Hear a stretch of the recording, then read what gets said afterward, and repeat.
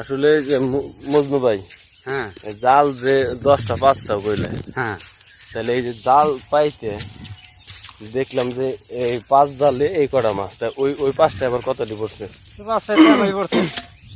এমবাই পড়ছে না? হ্যাঁ। এই দেন মাছ আর সামও বেশি।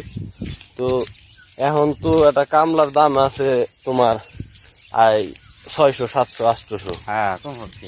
আর এটা তো আমি মনে করি কামলার চেয়ে বেশি কষ্ট, তাই না? হ্যাঁ হ্যাঁ কারণ রাত বইরে জায়গা নাকি জায়গা লাগে, আবার দিন বইরা জাল প্রসেসিং করুন লাগে।